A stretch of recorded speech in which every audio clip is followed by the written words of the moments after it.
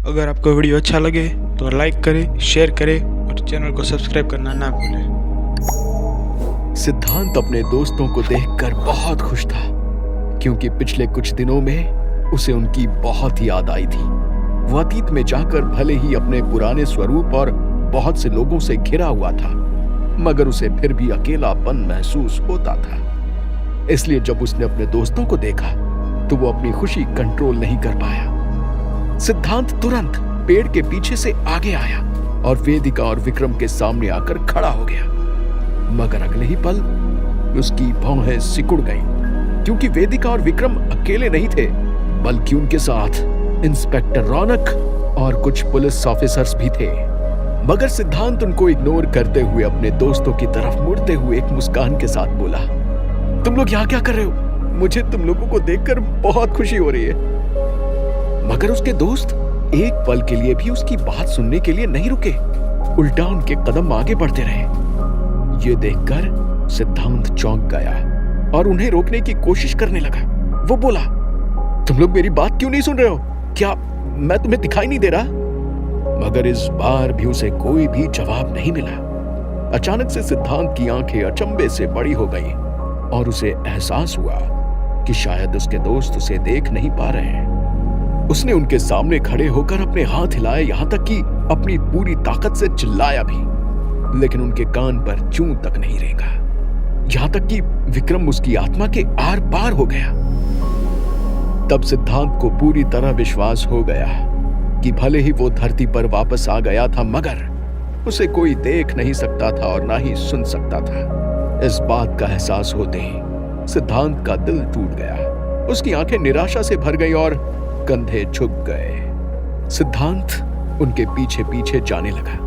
वो जानना चाहता था कि आखिर वो तीनों जंगल में क्या कर रहे थे। तभी उसे उनकी बातें सुनाई दी।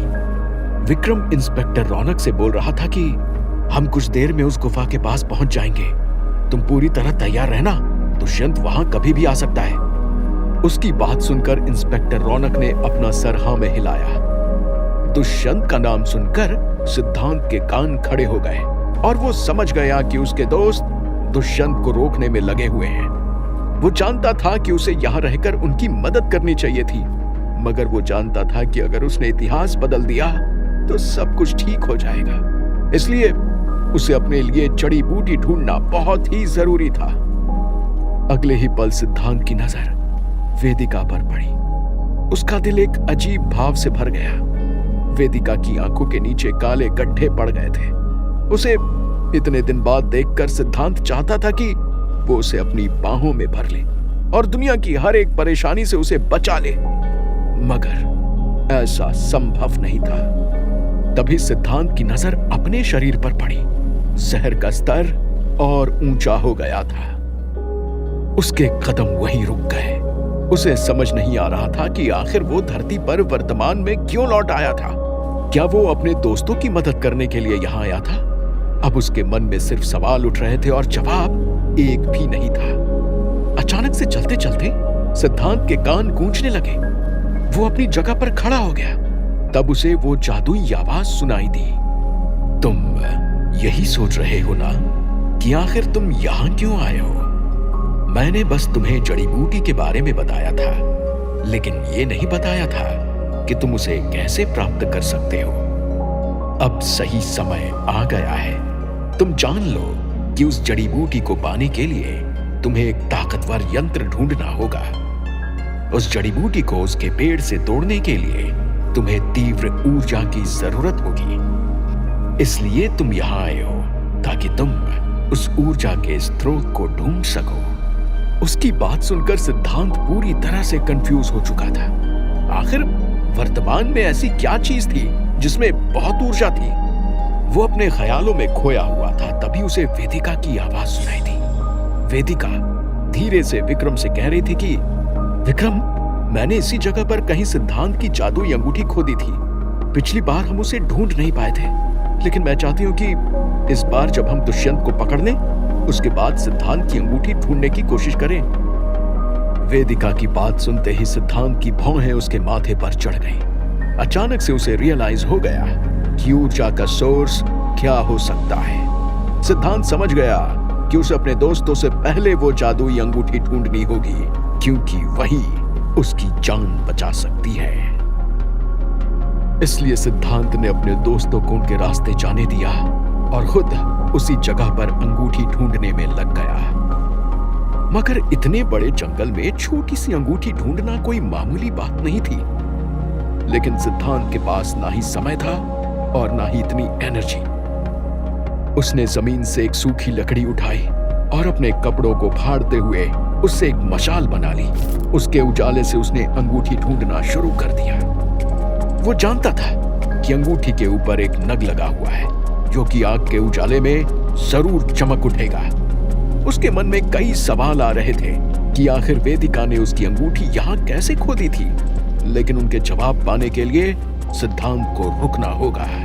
जहां सिद्धांत एक तरफ वो जादुई अंगूठी की तलाश में लगा हुआ था, वहीं दूसरी तरफ वेदिका, विक्रम और इंस्पेक्टर रौनक उसी गुफा के सामने पहुंच गए थे जहां से सिद्धांत अतीत में गया था। गुफा को देखकर वेदिका और विक्रम दोनों ही दुखी महसूस कर रहे थे, क्योंकि उन्हें अपने दोस्त के बारे में कोई भी खबर नहीं थी। उन्हें तो यह भी नहीं मालूम था कि आखिर उस गुफा के बारे में कही गई बातें सही थी भी या नहीं, और क्या सिद्धांत अतीत में जा पाया था या नहीं। वो बस अपने दोस्त के लौटने का इंतजार कर रहे थे, मगर कहीं ना कहीं उनके दिल में एक डर था कि शायद सिद्धांत कभी वापस लौटे ही ना। इंस्पेक्टर रौनक को अभी भी उनकी बातों पर पूरी तरह विश्वास नहीं था। वो यहां तक उनके साथ इसलिए आया था ताकि वो लोग फिर से उसके कब्जे से भाग ना पाए। वो इस केस को सॉल्व करके आगे बढ़ना चाहता था। इसलिए जब वो गुफा के सामने पहुंचा तो वेदिका और विक्रम के मना करने पर भी उसने जबरदस्ती गुफा में अंदर जाने की कोशिश की, मगर उसके साथ भी वही हुआ जो शुरू में दुष्यंत और विक्रम के साथ हुआ था। इंस्पेक्टर रौनक को एक तीव्र करंट महसूस हुआ और वो नीचे पानी में गिर गया। वेदिका और विक्रम ने दौड़ लगाकर उसे संभाला। इंस्पेक्टर रौनक खांसते हुए अपने कदमों पर खड़ा हुआ। तब विक्रम ने उसके कंधे को थपथपाते हुए बोला, देखा इंस्पेक्टर, हम झूठ नहीं बोल रहे थे। ये गुफा सच में जादुई है। कुछ ही देर में आप इसका जादू देख पाएंगे। अब इंस्पेक्टर रौनक को उनकी बातों पर विश्वास होने लगा था। इतना लंबा सफर करने के बाद वो सभी बहुत ज्यादा थक गए थे। साथ ही साथ रात होने में अभी थोड़ा समय था, इसलिए वो सभी गुफा के अंदर उसकी दीवार से टिक कर बैठ गए। कुछ पुलिस ऑफिसर्स पहरा देने लगे। वहीं दूसरी ओर सिद्धांत पूरी मशक्कत के साथ वो अंगूठी ढूंढ रहा था। उसे अभी तक कामयाबी नहीं मिली थी। सिद्धांत के हाथ से समय जाता जा रहा था। हड़बड़ाते हुए उसने सभी जगह आग के उजाले से देखना शुरू कर दिया। उसे अंदर से कमजोरी महसूस हो रही थी। कांपते हुए हाथ से उसने जमीन पर पड़े पेड़ यहां वहां करे, मगर हर बार उसकी उम्मीद निराशा में बदलती जा रही थी। वो उस आवाज से मदद मांगना चाहता था, क्योंकि इतने बड़े जंगल में इतनी सी रिंग ढूंढना नामुमकिन था। तभी अचानक से सिद्धांत को जंगल में अतीत में बेहोश पड़ा हुआ अपना शरीर नजर आया। उसने देखा कि कैसे जो शेर उसका पीछा करना छोड़ चुका था, वो दोबारा से आगे वाली चोटी पर आ गया था। उसकी नजर सिद्धांत के शरीर पर थी। उस शेर ने अपने कदम पीछे लेकर छलांग लगाने की शुरुआत कर दी थी। सिद्धांत के अंदर अर्जेंसी और बढ़ गई। उसके माथे पर पसीना आ गया और हाथ पैर पहले से भी तेज कांपने लगे। अगर उसने जल्दी नहीं की तो वो सच में अपनी जान खो बैठेगा। अगले ही पल सिद्धांत की नजर एक पेड़ की तरफ गई। उसे पेड़ पर कुछ चमकता हुआ नजर आया। सिद्धांत तुरंत उसकी तरफ बढ़ा और हाथ उठाते हुए उसने वो चमकती हुई चीज पकड़ ली।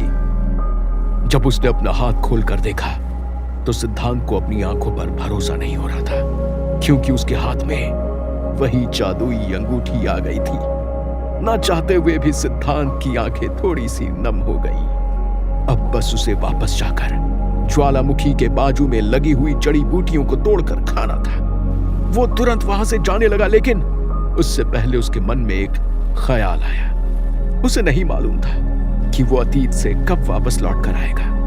अतीत में चीजें कुछ अलग तरह ही चल रही थी, इसलिए उसे नहीं पता था कि उसे कितना समय लग जाएगा। इसलिए वो इस मौके का इस्तेमाल करके वेदिका को एक आखिरी बाहर देखना चाहता था। उसने तुरंत अपने हाथ में ली हुई मशाल उठाई और वहां से गुफा की तरफ आगे बढ़ गया। भले ही उसके पास समय कम था, लेकिन वो ये रिस्क उठाने के लिए तैयार था। सिद्धांत ने वो जादुई अंगूठी अपनी उंगली में पहन ली, मगर शायद वो भूल गया था कि जैसे ही वो अंगूठी पहनता था तो क्या होता था, क्योंकि जैसे ही उसने अंगूठी पहनी उसकी आंखों के सामने उजाला छा गया।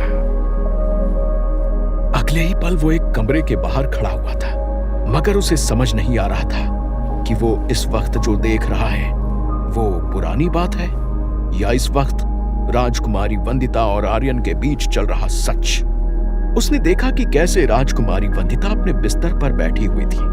उसकी आंखों से आंसू बह रहे थे, वो फूट फूट कर रो रही थी, मगर उसके सामने आर्यन बैठा हुआ था जो उसे शांत कराने की कोशिश कर रहा था।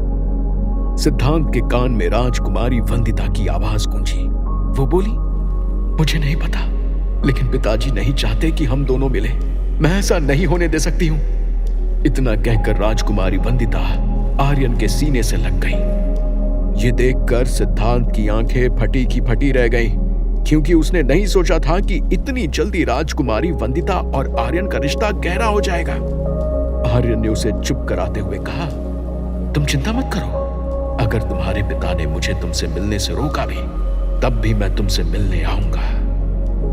सिद्धांत उनकी तरफ बढ़कर उन्हें दूर दूर करना चाहता था, मगर अगले ही पल उसका फ्लैश रुक गया और वो दोबारा से वर्तमान में आ गया। ऐसा नहीं था कि वो आर्यन और राजकुमारी वंदिता की प्रेम कहानी को पूरा नहीं होने देना चाहता था, क्योंकि वो उसकी ही प्रेम कहानी थी, मगर वो उस प्रेम कहानी के अंत को बदलना चाहता था। जैसे ही सिद्धांत वर्तमान में आया, उसने अपने कदमों की रफ्तार बढ़ा ली।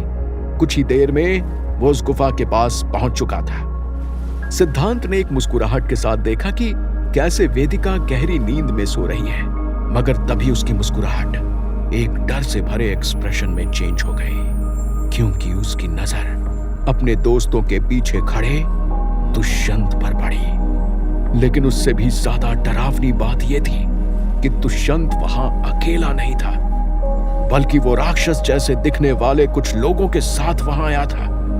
सिद्धांत अपने दोस्तों को दुष्यंत की प्रेजेंस के बारे में आगाह करना चाहता था। वो दौड़ते हुए अपने दोस्तों के पास पहुंचा और जोरों से चिल्लाने लगा, उठ जाओ, उठ जाओ, तुम लोगों के ऊपर बहुत बड़ा खतरा है, तुम्हारे पीछे दुष्यंत खड़ा है, नींद से जागो। मगर उसके दोस्त उसकी बात नहीं सुन पा रहे थे। दुष्यंत ने एक चुटकी बजाई और उसके बाजू से दो म्यूटेंट्स आगे बढ़े। पलक झपकते उन दोनों ने पहरा दे रहे पुलिस ऑफिसर्स को मौत के घाट उतार दिया। क्या होगा आगे? क्या सिद्धांत अपने दोस्तों को बचा पाएगा? क्या वो सही समय पर अतीत में पहुंच पाएगा? क्या वो शेर सिद्धांत के बेहोश शरीर पर आक्रमण कर देगा? क्या सिद्धांत दुष्यंत को उसके इरादों में कामयाब होने से रोक पाएगा? जानने के लिए सुनते रहिए। अगर आपको वीडियो अच्छा लगे तो लाइक करें, शेयर करें और चैनल को सब्सक्राइब करना ना भूलें।